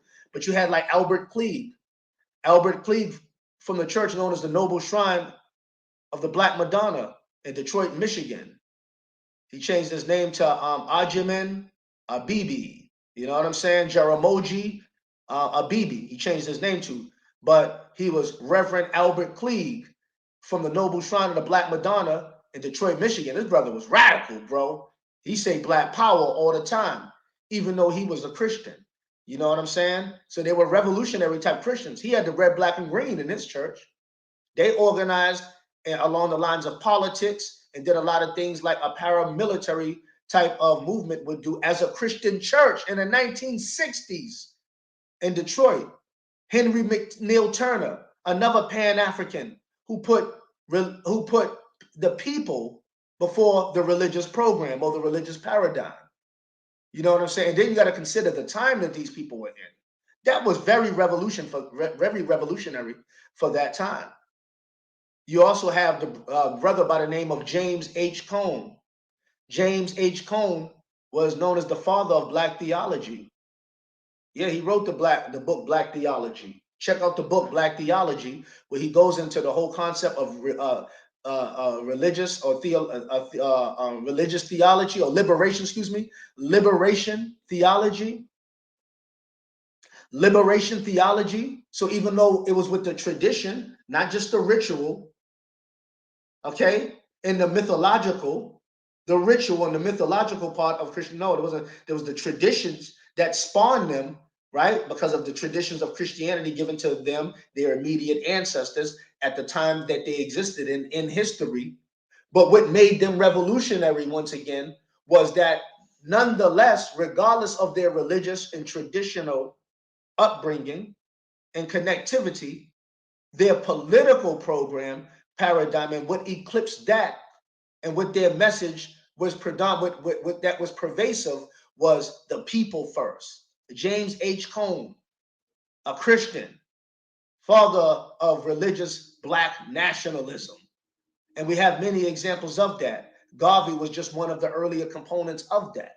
So Christianity, you had a lot of Christians, Harriet Tubman, Marcus Garvey, right? So the stories of the Bible, I'm sure, influenced them, of the people being enslaved and liberated. Any people under a captivity can hear a story like that. And if that was a tradition that they were raised up in, is to believe in that book and see themselves in that.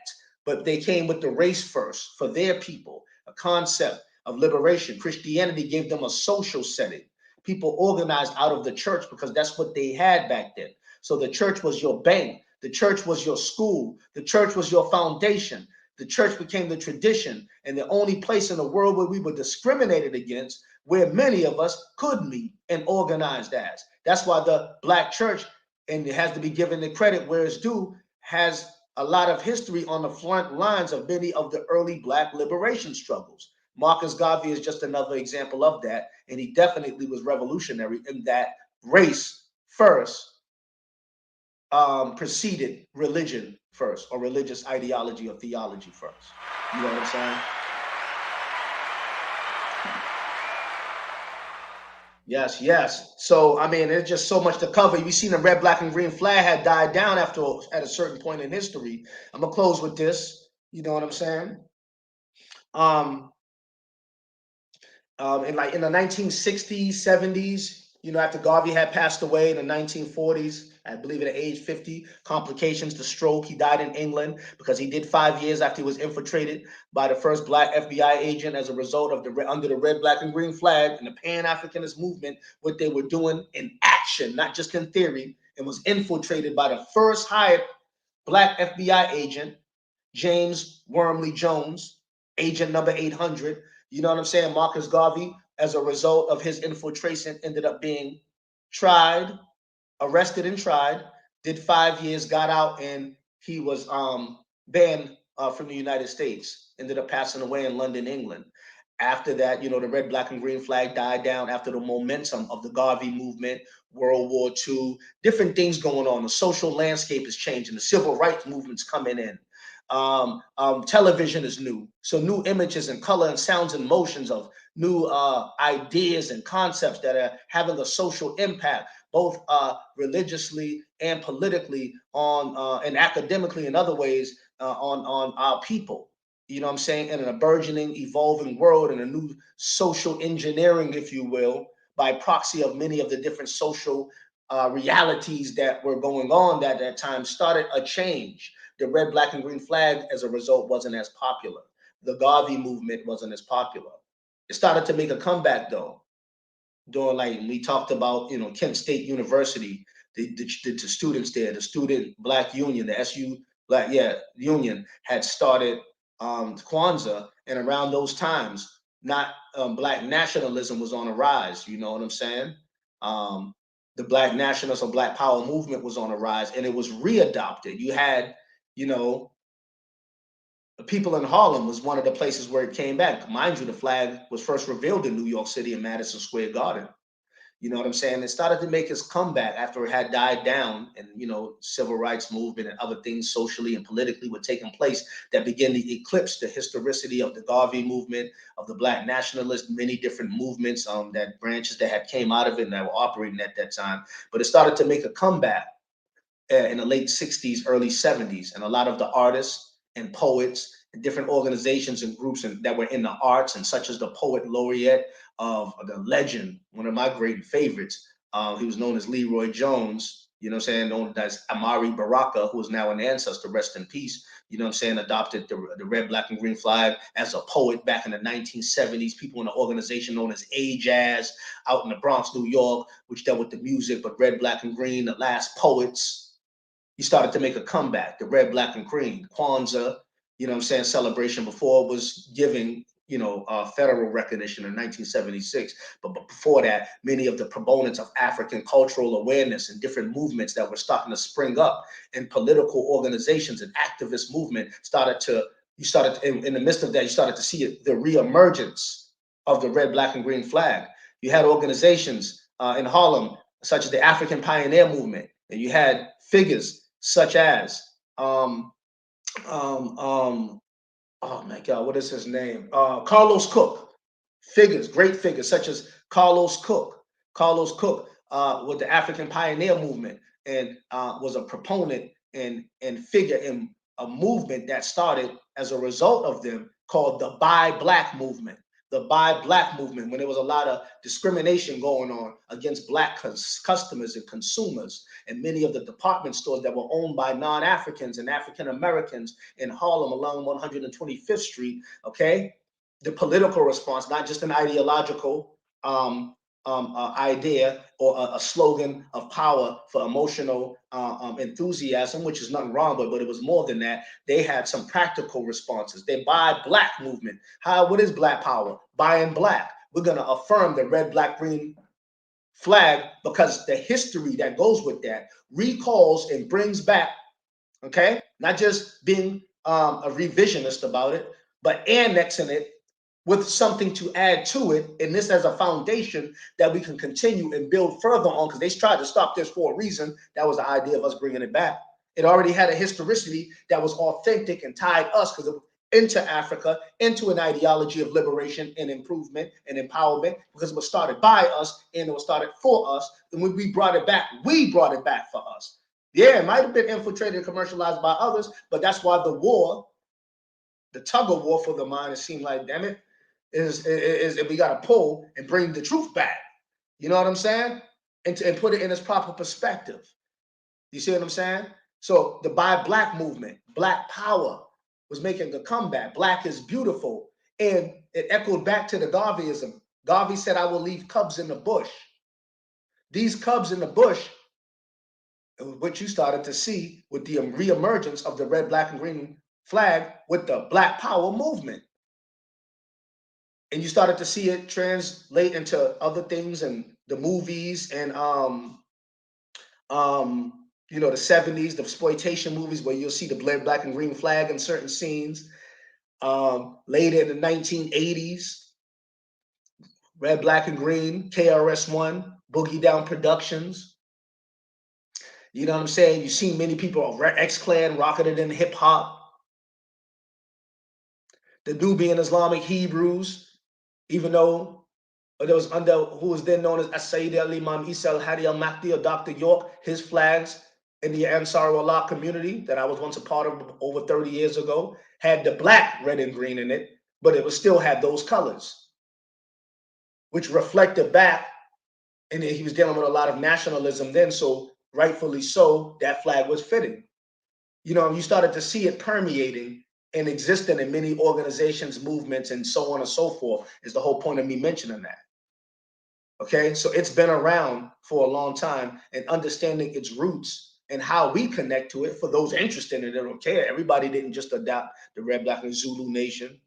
You know what I'm saying? The red, black, and green flag. But for those who did get it, and it connects to us, it ties us, it is ours, regardless of what watered down, distorted, and they always do that with our history. They always do that. What you think it's going to stop now? Because you learned a little something? Nah, we got to keep studying, learning, and not only that, adding on and annexing this information with other great stuff in institutions and networking with each other along the lines that we can. Because a lot of us don't like and trust each other, and I understand that because there's so much drama and dislike for us and disdain. Even some of the woke people, we the worst. Like, you know what I'm saying? Because now it's not about ignorance and the fight for the minds. A lot of us is the fight for, some of us, for who's right. The fight for who's right. I don't want to be a part of none of that fight. The truth is right. I fight for that. And anybody who wants to fight with it, with me, not against me, then I'm with you. That's the real spirit of Pan-Africanism. I don't care what religion you are. You could be an atheist. You could be a blood, former one, not no damn active gang member, no, or Crip. And many are in the Black Power movement, the new Black Panther Party, the Huey P. Newton Gun Club, the Fred Hampton Gun Club, New Era Detroit, New Era Atlanta. Many other people and organizations currently, contemporarily, under the red, black, and green flag are still trying to do what they can do with the onslaught, with the police going on, with the self-onslaught of black on black crime, shootings and crime rates up 50% in some places. You have organizations who are still here on the front line, you know what I'm saying?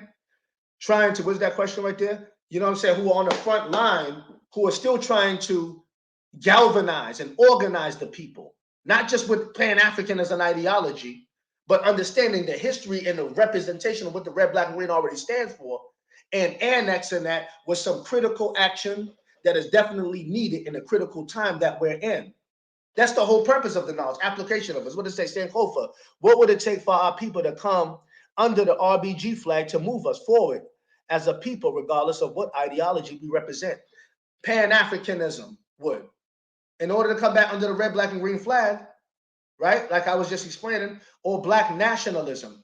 Nationalism is this. Nationalism is this. It's not just the pride in the culture. It's not just the pride in the origin. It's not just the pride in the great history, right? That is a part of it for the psychological damage that we're subject to as a people, right? That are products of psychological colonialism.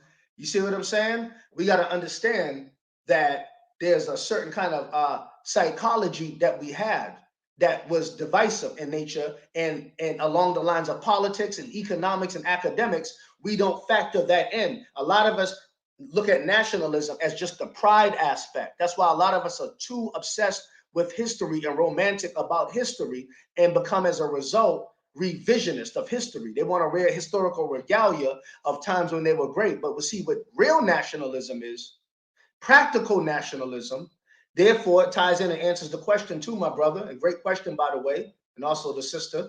All right, I will get to, right? What this does is you don't just focus on, because of the psychological damage that was done and the pride that we need to have infused within us as a result, so we can feel good. A lot of us get stuck there, and we're caught up with the cultural exterior representations and symbols and emblems of nationalism, opposed to what is nationalism functionally. What is the functional definition of politics? What is the functional definition of nationalism? That is when people have a plan of action where they organize economically, politically, and educationally, where they want to control, define, develop, defend things that are theirs, that they agree upon, that they want to control its development because they have in common certain history, certain culture, certain demographic, language, so on and so forth. So therefore, other nations who come here, or other even immigrants who come here as a people, they're practicing nationalism by the functional definition of it, even if they don't have to just keep reminding you or parading on the fact that there are people with great history. Their pride already speaks that they already have a flag.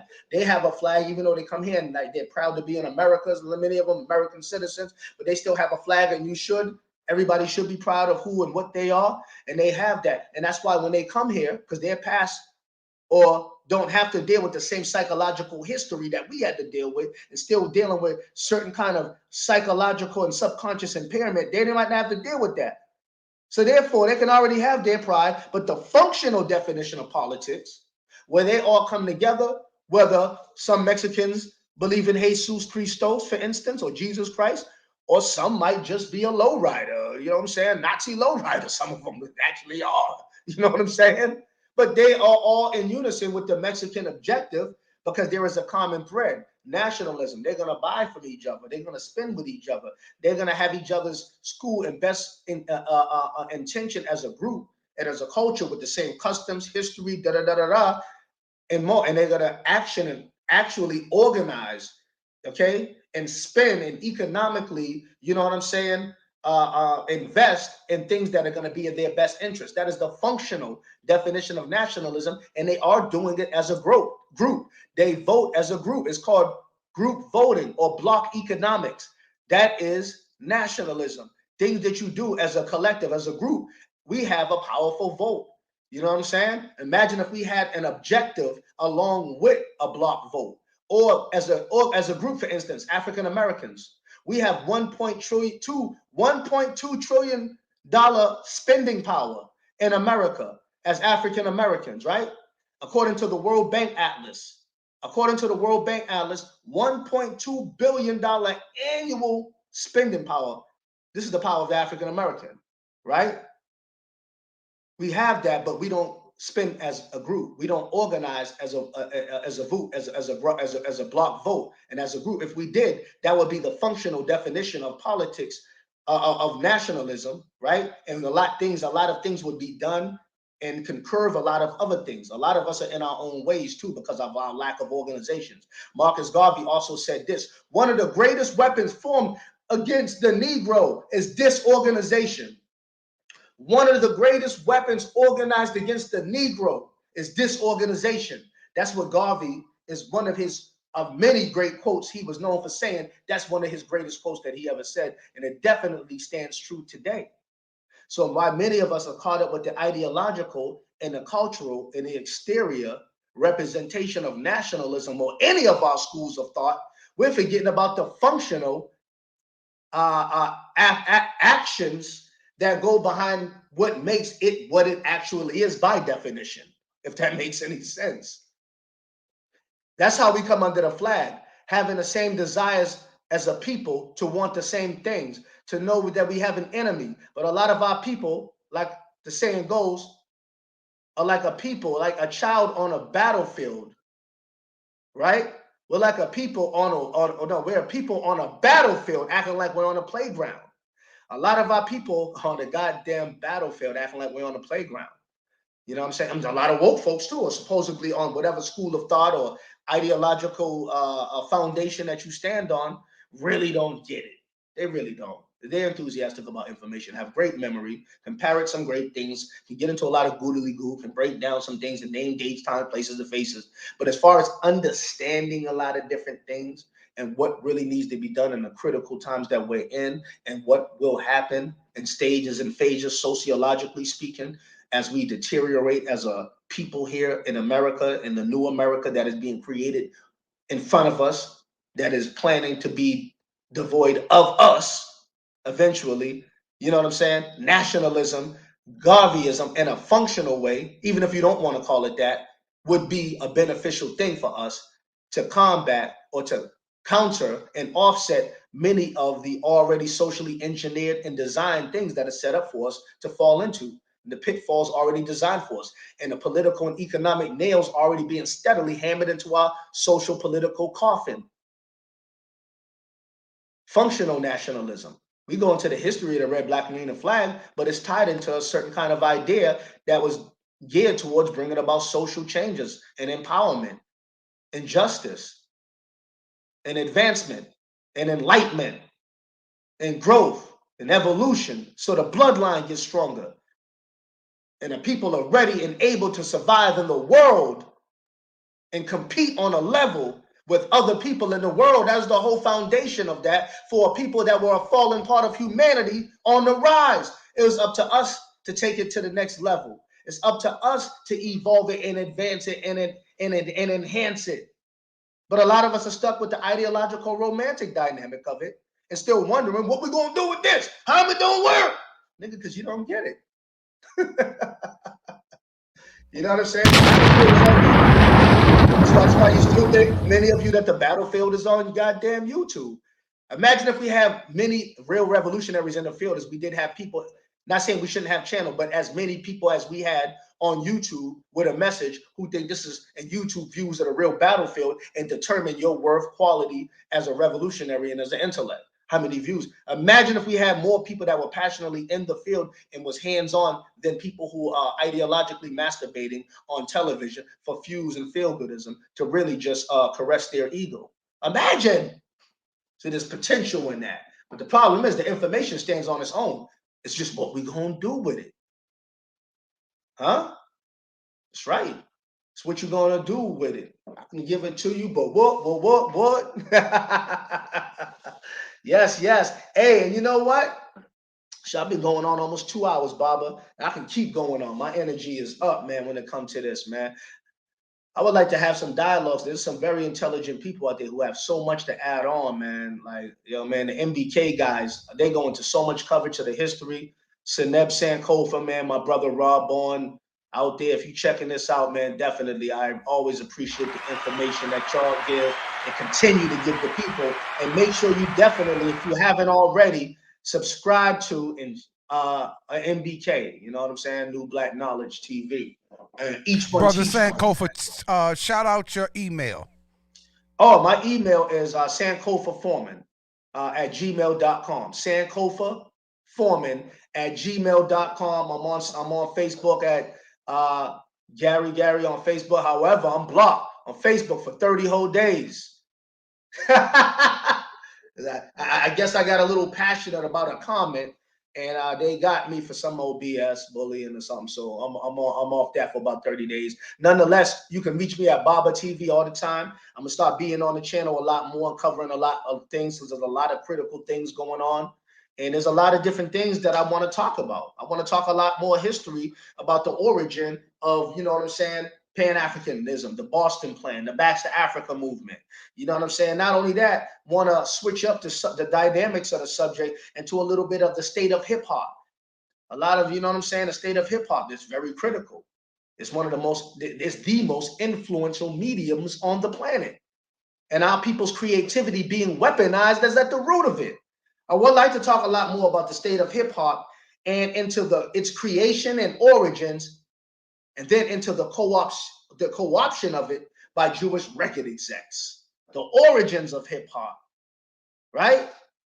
And then its co-options by Jewish record execs, and therefore the music and the type of music and the scenarios that you just see consistent. It's like a conveyor belt of just the same consistent type of man. Why? Is this a natural social, political, social dynamic thing that just out of itself just evolved into this? Or was it orchestrated? You know, a lot of different things we would like to cover so we can get a lot of our youth more educated out there. Because a lot of us, man, our youth are wallowing in the mire of self-destruction. And for those who believe it, I don't believe that it's true because it's in the Bible, but it is true because it's just true. Our people are destroyed for the lack of knowledge. Hosea chapter 4, verse 6. You know what I'm saying? And I agree with that. Whether it was in the Bible or was written on the alley wall that I just happened to see when I was back there in the cut. You know what I'm saying? It's the truth. And it's the truth that I understand. And it's the truth that channels like this are very critical and pivotal in, because you don't think that the power of the spoken word is powerful and it's just talking on YouTube, and it's not. It's not, because the power of the spoken word and speaking to the struggle directly to the art form of the youth and to the people and to the reality of what we're dealing with is just stirring up and rousing up a spirit. There's a spirit of greatness in us. You know what I'm saying? But there's a lot of distractions on billboard, on television and movies, and the distractions are well financed, well organized. They have long-term objectives and agendas. They're in layers, they're in tiers.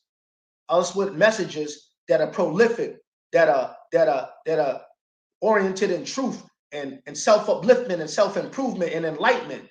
We definitely have to take serious these platforms, because if the battle is for the hearts and minds of the people, where is the medium of exchange for that? It's where the people are watching and pay attention. So since our people are on social media, we have to have varieties of subject matters that deal with the critical realities on different levels that they do, and they do, if you're qualified to, that regards and pertains to our people. So I'm definitely going to be switching up the different type of topics that we have, because we can talk about red, black, and green, but there's so many other things that we need to talk about. And the youth and the minds of the youth is what we're warring for. And your brother's a soldier on the front line for that. On deck. Brother Sankofa, the debate is coming up, Yes, family, sir. down in Harlem. Now, does the new Black Panther Party, are you going to be doing any training? What's anything else going on? Activities? So as you know, I'm definitely realigned with the new Black Panther Party. For those who may not know, definitely over 20 years, or close to, not over, almost, not even 20, close to 20 years ago, I definitely became an active member and rank and file member of the new Black Panther Party. Up my revolutionary IQ a great deal. I met a lot of different good brothers and sisters, and it was a seed that was planted in me that developed and actually evolved and made me a lot more seasoned as I got older. And as a result, me and my big brother, Dr. Attorney Malik Zulu Shabazz, who is the chairman of the new Black Panther Party, reached out to Brother Sankofa, and we had a great dialogue and decided that it would be best, and I agreed, obliged, that for me to start to network with an organization. It's great that I have ideology and I'm passionate about talking, but I miss being in an organization and organizing with like minds, even though we all might not agree on methodology or all do things the same way, or many of us, that's just the nature of social nature. However, because I need to really, and the base is important. What more base than one who is Pan-African, revolutionary, nationalist, and is dealing with the organization of the people in critical areas where it's necessary. So I said, back to the new Black Panther Party I go. And Brother Malik Zulu Shabazz awarded me that opportunity. So I will definitely be dealing with him on whatever level that he needs me. Fitness and nutrition is definitely important. And if you really look at it, the health situation and crisis is one of the most critical ones amongst Black men. Black men are more likely to die of heart attacks due to stress-related issues more than other men. And we have the highest rate of issues dealing with death as a result, dealing directly with health issues, and Black women is only second behind. So health, and we can talk about all the drama. I'm gonna set up a new one soon, a new Cash App, because I'm just getting back on the YouTube scene and all that, and like I really just been on the ground doing other things and really just refining and fine tuning and sharpening to the point where I just was like that. So one specifically for Cash App, specifically for the channel, is definitely something that I will set up. You know what I'm saying? But I'm like, yeah. So I'm getting back to the meat and potatoes. It's definitely important that we have strategies set up, emergency strategies for training and survival. Dr. Attorney Malik Zulu Shabazz will be in New York and Harlem doing some training in April. And I just wanted to mention that under the new Black Panther Party, there's going to be a lot more detail about that. I'm definitely going to keep the people in the know about that, and actually point them in a different direction on the next time I come on Baba TV, which will probably be next week. You know what I'm saying? And if anything before, definitely through the other mediums of social media, on Instagram and everything, Baba will put it up, or Facebook. But it's definitely, I will be mentioning that in more detail for the people who want to be a part of it and come and participate, or even try to see if that's something you may be interested in, helping the new Black Panther Party on any way, level that you're qualified or even interested in doing so. Okay, so that will give you that opportunity. So along with the debate, it's not just a debate, which is very important because it's an intellectual discourse. It's not an argument, and it's dealing with things that are critical and pivotal and important to our people. So for those who are interested to participate in that debate or watch it on pay-per-view, I'm sure a lot more information will come up about the debate by the parties promoting it on their mediums. Okay, and shout out to those parties promoting it on their mediums and doing this great thing for the community, so we can have some critical dialogues about some things and sort out some things for those who are interested in it. But not only that, after that, Malik Zulu Shabazz new Black Panther Party, okay, organizing to train the people and to prepare the people, because after the debate is over, You know what I'm saying? And nothing is done afterward. What was the point of the debate? The debate is held in institutions of academia, in politics, and in other places, so they can sort out. You can debate about methodology, not even ideology. Okay, we agree on the same thing, but what is the best way to implement it?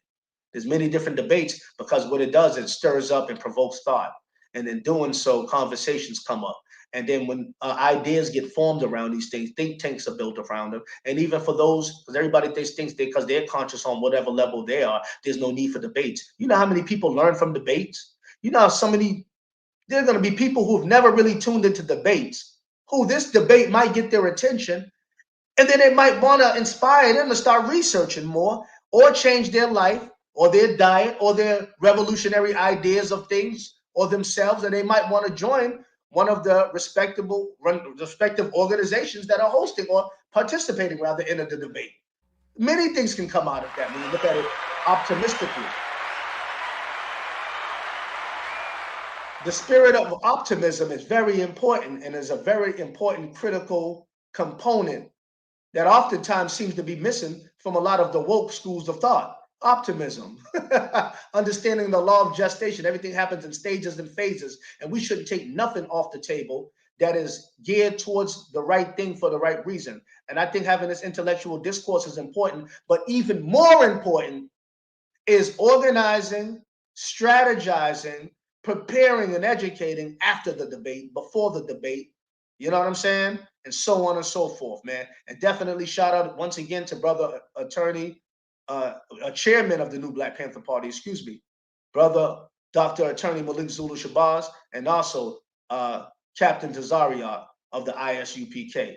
You know what I mean? So I'm gonna definitely be there on my square, and you know, I will definitely be back talking on Baba TV about some other critical things.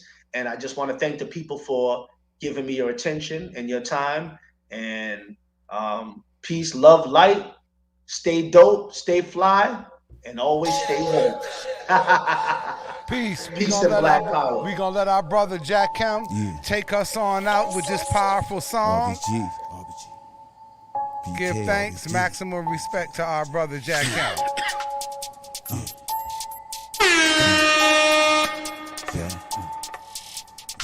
Red.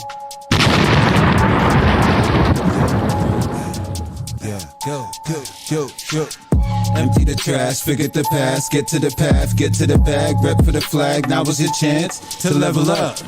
What are you doing? We are the movement, others are losing, sisters and brothers, under one union, no one can ruin our chance to level up. Empty the trash, forget the past, get to the path, get to the bag, rep for the flag, now is your chance to level up. What are you doing? We are the movement, others are losing, sisters and brothers, under one union, no one can ruin our chance to level up. Black power meditation, black flowers melanated. They trapped the whole generation, now we back, fully dedicated. Black money circulating, entrepreneurs in the making. Open the door, we breaking. Open the door, we breaking. Yeah, we here for the payday, reimbursed for the slave trade. Sleep in peace to the name slave, pouring libation for the grace made. Now the free mind don't come round us. Gotta have heart and be bout it. If we connect, we can tower. Money, respect, then come to power. R.B.G. flag in the air. You better know you been here first. If we gon' rep for the fam, you need to release all the fear first. If they want war, we go war. Let it off door to door, raise a fist for the cause. The days are sitting up gone, pain's been hitting too long. Games fixing too long. Take your rights, but you wrong. Take a life and live long. They make it break the laws. You gotta take what's yours. Cause we got living this. They don't give a shit. You can eat a little bit, or you could be lit in this. Empty the trash, forget the past, get to the path, get to the bag, rep for the flag, now is your chance to level up. What are you doing? We are the movement, others are losing, sisters and brothers, under one union, no one can ruin our chance to level up. Empty the trash, forget the past, get to the path, get to the bag, rep for the flag, now is your chance to level up. What are you doing? We are the movement, others are losing, sisters and brothers, under one union, no one can ruin our chance to level up. Full of shit, but they claim they help me. Government try to drain me empty. Create GMOs, claim they healthy. What? Health is wealth, don't offend me. Knock on the door, try to arrest me. But I know the law don't protect me. Your bullshit laws don't affect me. Let me show you how to do this correctly. Knowledge, power, seek, destroy. The world is yours. Just get it right and focus. Hocus, pocus. Black magic, you know it's potent. They hate what they don't understand. Change makes what they won't ever have. Take back what they stole from your ancestors. Fam, we next up, motherland.